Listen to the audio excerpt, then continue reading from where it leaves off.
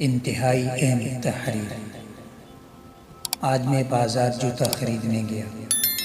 دکان میں داخل ہوا تو مردانہ ورائٹی کی جانب ایک خوبصورت چہرہ، سفید ٹوپی، سنت سے سجی داڑھی اور سفید لباس میں ملبوس انسان نے خوش آمدید کہتے ہوئے مختلف ڈیزائن دکھائے۔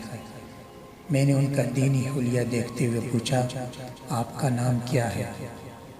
میرا نام ریحان ہے۔ آپ کی تعلیم؟ دینی تعلیم، درس نظامی، فضیلت اور دینی بیعت۔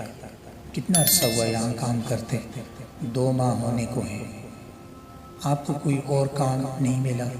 اس کے جواب میں ریحان نے صرف وہی بات کہی جس کو میں نے انسانیت پر اجاگر کرنے کی سعادت حاصل کی ہے، کہ ایک مدرسے میں معلم کے پیشے سے منسلک تھے اور قریب کے مسجد میں امام بھی۔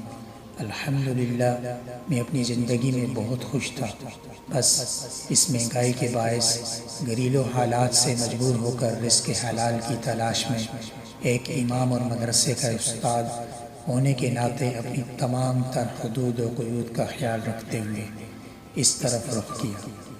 آپ کی تنخواہ کتنی ہے؟ ماہانہ 17,000 ملتے ہیں، روزانہ کا 100 روپیہ اور کمیشن الگ ہے۔ مسجد اور مدرسے سے کل تنخواہ کتنی تھی؟ امام نے افسردگی کے عالم میں بتایا، 8,000۔ میں خاموش ہو گیا، میرے پاس الفاظ ختم ہو گئے۔ مجھ سے صرف اتنا ہو سکا کہ جوتوں کا ڈبہ ان کے ہاتھ سے لے لیا۔